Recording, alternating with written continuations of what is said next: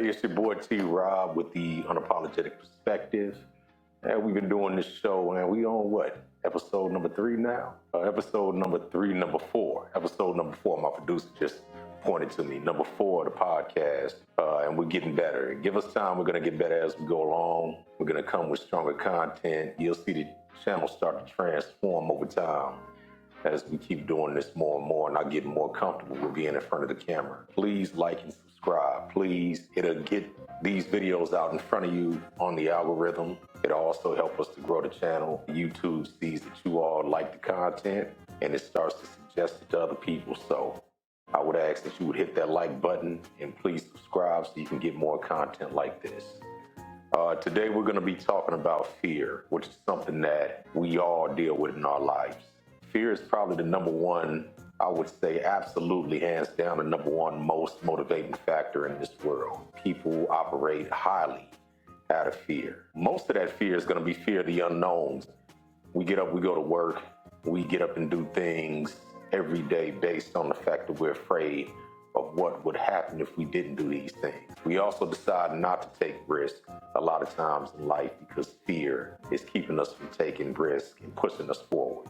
It's a reason for this, and it's not people's fault that they oftentimes see what could possibly happen in the negative versus what could happen for them in the positive when they decide to make a decision in their life. But your brain is actually set up in a way for you to see the negative because it wants to protect you. Your brain wants to protect you from danger. It's not set up for you to grow and expand. It's actually set up to protect you from putting yourself in harm's way. Now, that often translates to danger that's not even in the actual physical, but just in you taking chances in life and doing things that could possibly grow you in potential. So, I kind of want to touch on some areas in my life where I didn't take risks because I was afraid of what would possibly happen. To be honest, even starting this podcast, I had my reservations, and I was a little bit afraid of criticism and the things that may come. But I had to work through those things because I know what it is that I want to do. I want to grow my channel. I want to create content that could possibly help other people to get to where it is that they want to be in life. And I want to do it through telling my story and how I was able to come to the place where I am in life, which I'm in a pretty good place. Above and beyond all, mentally, I'm in a really good place in my life. And I'm doing well financially and otherwise at this point in my life. So I want to put out content that could maybe give somebody some help if they're struggling in certain areas in their life, and let them know what it was that I did to get to where it is that I am in life. When I was young, I only took risks that I knew were comfortable risks. So it wasn't like I wouldn't take risks at all, but I had to have something be proven to me first before I took a risk, right? So one of the things that I did at an early age was I was able to get out in the ocean and boogie board. I spent a lot of my time at the beach, surfing, boogie board, and doing things like that. But I only did those things because people around me did them. So when I saw that they were able to do them, it was something that I was able to do. And I had zero fear of being in the ocean. I could be out there all the time, swimming, surfing, stingrays, jellyfish around me. It didn't matter. I had zero fear of being in the ocean. But there were other areas in my life where I wouldn't take as much risk because things were foreign to me, right? One of those things was I went to camp one summer and they wanted us to ride horses. And I had never been around a wild animal in this capacity ever in my life. So I'm about maybe 5 foot something, not as tall as I am now. I'm 6'4" now. But I was a kid. I was probably about 7 or 8 years old, and they wanted me to ride this horse, and I was terrified. And because of that, I missed out on an experience in my life that could have possibly been the beginning of maybe me getting into riding horses as a lifelong thing. But because I was afraid, it never happened. I passed on it. So that was a situation where because I had no understanding of something, I had never done it before, I was afraid of taking the chance. So fast forward, I kind of want to move forward to later on in my life where I had to make some decisions that affected me after I'd had kids, after I'd made decisions in life that kind of pushed me into a place where I could no longer allow my fear to be a motivating factor for what I wouldn't do. By the time I was 25 years old, I had 4 kids. I was watching my life kind of fall to pieces because I made a lot of bad decisions up until that point. I had gotten myself a criminal record. I had done a number of things that put me in a position to where now, on paper, my name wasn't really good. I had child support looming over my head, and my all-around situation wasn't good. I was in a toxic relationship, and I was just trying to figure out what the next step in life was going to be. It became increasingly hard for me to find a job or to have any kind of opportunities at this point because of all of the things that I had done prior to that.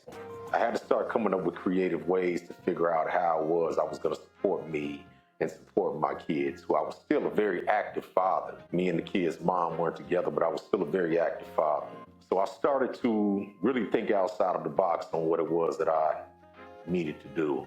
One of the things that I did was I started selling DVDs. So I would burn DVDs and I would sell them. And at one point I'd gotten really good at doing this and was making a pretty nice amount of money. But because of the relationship I was in, that ended up becoming it ended up being something that went away because, my toxic relationships wouldn't allow for me to stay the path that I needed to be on. Another thing that I did was I used to drive to New York City and I would pick up knockoff purses from Canal Street and I would bring them back to the city I was living in and sell them. So I came up with a number of hustles. At one point in time, I even started my own business in my early 20s. Because of the relationships in the company I kept, I wasn't able to keep that business and I ended up having to give it up. But it was of no regard to me because I felt like if I could do it one time, I could do it again, and that was just what I did. 2011, I ended up moving from the city I was living in at the time to the Southwest and just decided to start over. And this was the first time that I had taken a leap of faith and decided to really put myself out there and make a change without knowing what the future was going to be. There was no safety net. There was nothing to say that I was going to be okay if I moved to the Southwest. I just took a chance. I think I had about $300 in my pocket at the time, but I knew the situation that I was in was not a situation I wanted to stay in. So my brain at that time was telling me, and you really don't have anything to lose at this point. You can stay here and feel safe in this place where you're clearly unhappy. You're not moving forward in life. You're not getting the opportunities that you should be getting because there's limited opportunities here. Or you can branch out and go somewhere where there's clearly more opportunity, clearly more resources, and you can start over in a healthier environment. And at first it was scary, to say the least. It was scary because I had, once again, no safety net here, no family. There was no way to ensure that I would be okay if I decided to make this move. But everything else on the other side of my brain was telling me, you have to make this move if you want your life to be any better than it actually is right now. So I did it, I didn't do the right thing for a number of years, even after moving. I kind of fell into the same kind of crowds that I was in back in the city where I came from. I was still doing illegal things. I was still making bad decisions. I hadn't gotten my life together from all of the bad decisions I made in the city I was living in previously. And I didn't have a driver's license. I didn't have all the things that you need on paper to be successful in the working world. So I got back into the criminal world. About a year and a half after moving to the Southwest, I get a call from my kid's mom and she tells me that her and the kids are getting ready to get evicted. And I was trying to put together some money at the time to send to her to pay her rent. And something ended up happening in this situation where I couldn't get the money to her. I loaned it to a friend. The friend never paid me back and I wasn't able to get her the money. Because of this situation, I had made an executive decision because I had always said that I wanted to have custody of my kids anyway. I made an executive decision and I told myself, you don't have anything going right now on paper, but if you keep putting this thing off until you're in a good position to be able to take care of your kids, you may never do it. So I just gave her a call and I told her, I said, at this point in time, my oldest son is 13 years old. We had always talked about me getting the kids once I got myself established. Well, why don't you just allow me to get the kids now? We kind of went back and forth about it. She felt like because I wasn't in a good position, it wasn't the time for me to get the kids at this point. I argued the point to her that I would do whatever it took for me to be able to take care of my kids. If I had to work at McDonald's, I would do what I had to do to make sure they had a roof over their head and they had a secure environment. And by the time we finished the conversation, we came to the consensus that I would get the kids. So once I got custody of my kids, I decided to put down the old lifestyle that I had. I got rid of all the old friends that I had, put that lifestyle totally to the side, and decided to move on with a new life. So I was trying to figure out what it was that I was going to be able to be in a position to provide for my kids. At this point, I didn't have any real education beyond a GED. I had previously had a Class A CDL, but I actually lost that through child support. So the suspension of my license through child support and me not getting it renewed caused me to lose my Class A CDL. So at this point, I had nothing really to show for myself. A friend of mine at the time, we were talking, and I was saying, I need to really figure out what it is that I'm going to do to put myself in a position to be employable out here in the competitive market. And they suggested to me that I go to trade school. After hearing them out for a while, I decided that would be the thing to do. And I went down to the local adult program that was not too far from my house, and I signed up for school. As luck would have it, they didn't have a financial aid program, but they were actually in the process of getting a financial aid program for my trade. So it actually worked out to my advantage. And within about, I'd say 3 months, I was actually in the program. It was an 11-month program. And I remember being in this class thinking to myself, I don't know what's going to come of this, but I'm just going to see it through.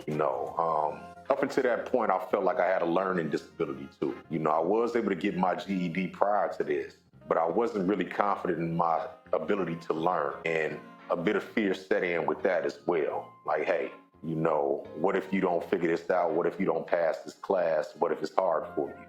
The other part of me realizing that I have kids at home to feed said, you have to see this through. You have no other choice, right?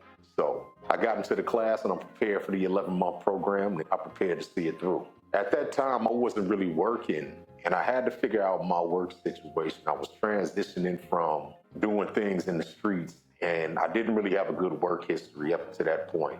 So I took a job with Labor Ready and they would send me out to do jobs here and there, just work today, get paid today type jobs. One day I come in and they say, hey, we got a program going on or we have a job going on with a contractor who's doing a big job in Scottsdale. And this job is going to be for 4 weeks. If you want to be a part of the program, we'll put you on the list, but you have to make sure that you show up every day for this job. Now, the job only pays $6.50 an hour, but this guy had promised to bonus us at the end of it. I think this was actually right around Christmas time, and I thought to myself, I can use this money to give my kids Christmas gifts. So I said, yeah, definitely, I want to sign on to do this job. Little did I know the job would be facing one of my biggest fears ever, and that's dealing with heights. So the job entailed us replacing a retractable roof on top of this event center. And this event center was set up so where the roof would go back and forth so that they can open up the ceiling and let sunlight in, and then they can close the ceiling if it was rain or anything like that. The retractable roof was made out of tarp. The roof was about 50 feet off of the ground, and we had to go up there, take this roof off. We could see clearly down inside of the building to the bottom. And the only thing that was holding us up was this retractable roof that we were standing on and a harness that was strapped to our back just in case we fell through. I was terrified. Every day I would come to work, I would get up on that roof and I couldn't even walk. I would crawl across this roof holding on to the beams to get across to the other side, and I wanted to quit. Oftentimes I was like, man, I don't feel like this is worth the money. What if I fall through this thing? What if something happens? But that other part of my brain was also telling me, if you quit, you also are giving up on your kids. So you can't quit. And so I stuck it out. And every day we did this. We had to use scissor lifts, which was another terrifying experience for me. And we had a different kind of jack lift that we had to use. Well, by the end of this 4-week program, I stuck it out to the point where that fear subsided. I was no longer afraid to walk across this roof. And in fact, I had removed my harness and started just simply walking across the roof on my own. I was operating the scissor lift on my own and the boom jack on my own by the end of this project. And that was the first time that it really hit me that if you face your fears down, if you decide to just show up every day, even in the face of fear, you can get somewhere in life that you never would have thought that you would be. And even the project manager was like, I saw how you transitioned from that person who was afraid to be up here to the person who had no fear whatsoever of walking across this roof. Little did I know that would serve me well in my trade, because when I got into my trade, a lot of the work required that I be up on top of 2-story roofs, pitching ladders off the side of buildings, standing on angles that a lot of people refuse to. And in fact, I get a lot of guys now, because I now run a business in my trade. I'm a business owner, that want to come work for me, but they have a serious fear of climbing ladders. And so I believe that was God preparing me to take that next leap forward in life that I needed to take in order for me to be the man that I am today, run a business successfully in the trade that I'm in right now.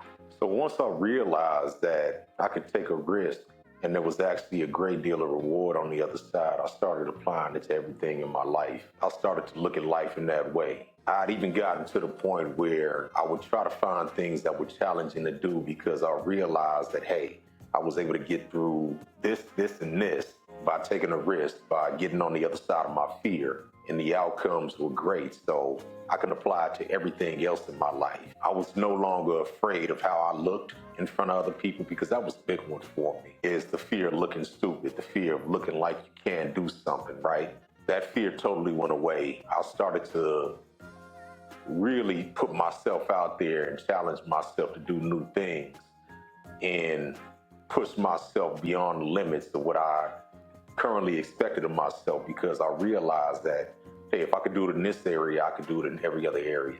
That got me into doing jujitsu, weight training, a number of other things. I mean, even now, me and my wife, we do all kinds of things like deep sea snorkeling, parasailing, all these other things that we've been able to do. And we even rode jet skis one time across the ocean from Long Beach to Catalina Island, a 2-hour trip. We take chances and we take risks, because I believe that right on the edge of fear is where you find all of the things that can free you, can liberate you. I think they all apply the same in life. If you can be fearless in this area, or if you can do things in spite of fear in one area, you can also do them in another area. Oftentimes, I look at the people in my life and I realize that a lot of people around me were unable to reach the potential that I reached, because the fear had gotten the best of them. I think for my brother, this was the case. I just lost my brother back in April at 46 years old. He had a heart attack.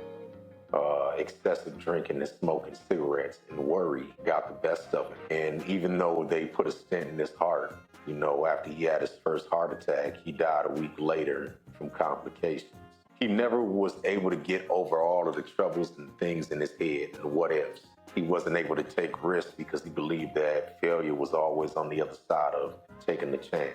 He looked at me as if I was somebody who had the answers to everything, and not as somebody who just decided to push through all of the fears and all of the anxieties that I know he had just as well as me. I think culturally, a lot of times there's an inherent fear, and not only just culturally, but I think that there's an agenda of fear that's often pushed.